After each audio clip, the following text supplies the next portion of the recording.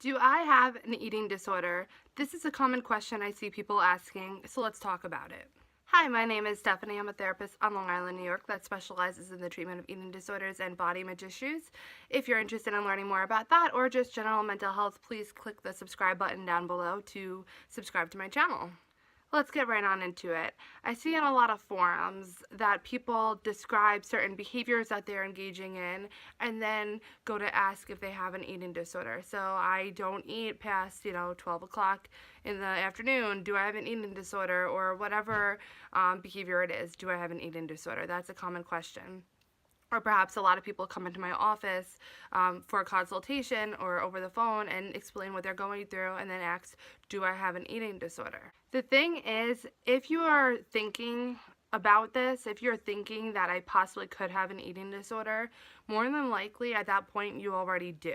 I'm not saying this is for everyone, but a lot of people who recognize that their eating patterns is a little off and possibly disordered, more often than not they find that they are reflecting and determining that they probably do have an eating disorder. And if you're at that point of asking because you have a suspicion of it, then more than likely, again, you have an eating disorder. So let's pull back for a moment. Why might it be difficult for you to believe that you have an eating disorder without confirmation from someone else?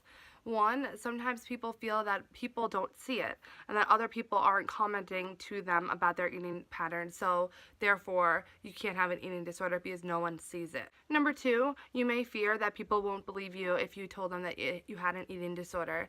And usually what the reason for that is, that belief is because you think that you don't look the part of an eating disorder, which I've talked about in prior videos, that you don't have to look a certain part to have an eating disorder. However, we do have a culture that tends to have one vision when it comes to an eating disorder, what a person should look like, what they're doing, and all of that. So that's usually not the case in the majority of cases. So it's very difficult when you're trying to admit to yourself that you have an eating disorder, but you feel that because you don't look the part, people would almost think that you're lying about it.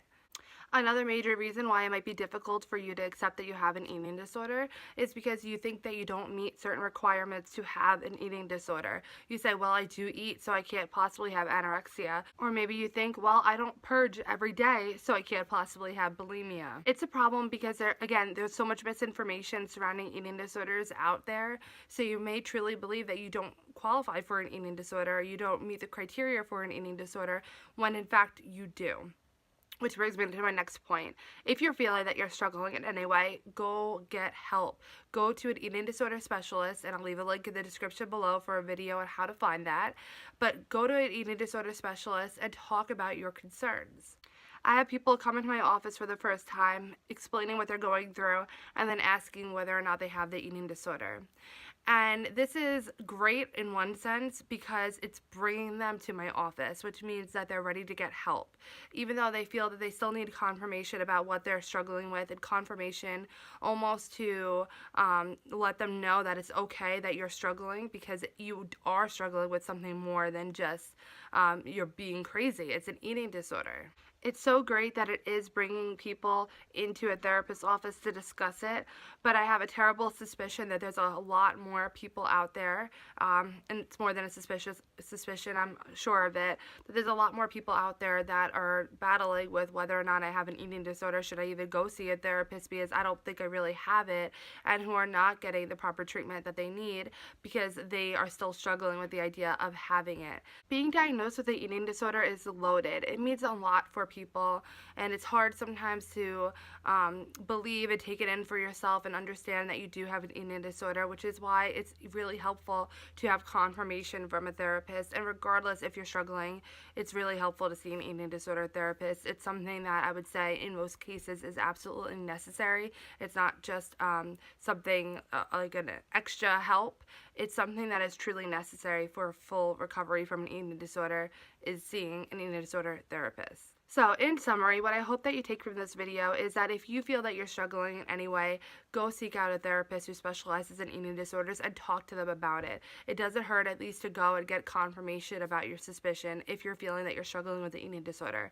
Don't wait for other people to notice. Don't wait for your family members to say something. And don't let the fear of stigmas or the idea of what eating disorders are get in the way of getting help. Thank you so much for watching. If you liked this video or found it helpful, please give it a thumbs up. Leave a comment down below if you've ever had this experience before or if it's something that you're currently struggling with. You could click my face over here to subscribe to my channel, and I wish you the willingness to seek out proper help on your journey to finding your state of balance. Hope to see you in my next video.